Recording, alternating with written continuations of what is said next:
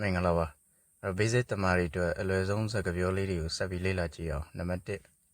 good luck ကံကောင်းပါစေလို့ပြောတာနောက်တစ်ခု sounds great ကောင်းသားပဲလို့ပြောတာပေါ့နော်နောက်တစ်ခု where is he သူပဲမှာလဲတဲ့ where is she သူမပဲမှာလဲပေါ့နော်ဟိုမှာဒီနေရာမှာနာမည်အစားထိုးလို့ရတယ် where is မောင်မောင်ပေါ့နော်မောင်မောင်ပဲမှာလဲကိုရှာတဲ့သူရဲ့နာမည်ကိုထည့်လိုက်ပေါ့နောက် I'll take a day off ကျွန်တော်အလုပ်တစ်ရက်လောက်ခွင့်ယူအောင်မယ်တဲ့အလုပ်တစ်ရက်လောက်နားပါအောင်မယ်လို့ပြောတာနောက်တစ်ခု I have seen you before ကျွန်တော်ရင်ကခင်ဗျားကိုတွေ့ဘူးသလိုပဲတဲ့နောက်တစ်ခု how is it going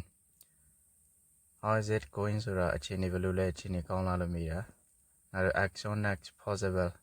တတ်နိုင်သမျှအမြန်ဆုံးနောက်တစ်ခု take someone's temperature အပူချိန်တိုင်းတာကိုပြောတာနောက်တစ်ခု is it very far တော်တော်လေးဝေးသေးသလားလို့ပြောတာနောက်တစ်ခု just a moment ခဏလေးပါလို့ပြောတာနောက်တစ်ခု do whatever you like မင်းကြိုက်တာလုပ်လို့ပြောတာနောက်တစ်ခု can I ask you a question ကျွန်တော်မေးခွန်းလေးတစ်ခုလောက်မေးပြရစီတဲ့နောက်တစ်ခု what should we do ငါတို့ဘာလုပ်ကြရင်ကောင်းမလဲပေါ့နော်နောက်တစ်ခု I just said ကျွန်တော်ခုနကပြောလိုက်တာကကျွန်တော်ပြောလိုက်တာကအဲ့ဒီပဲကိုပြောတာပေါ့နောက် is that right အဲ့ဒါမှန်သလားတဲ့နောက် have a nice trip ကောင်းသောခီးစဉ်လေးဖြစ်ပါစေလို့ပြောတာ have a good day ကောင်းသောနေ့လေးဖြစ်ပါစေတဲ့ what is this ဒါပါလေတဲ့ I'm not kidding you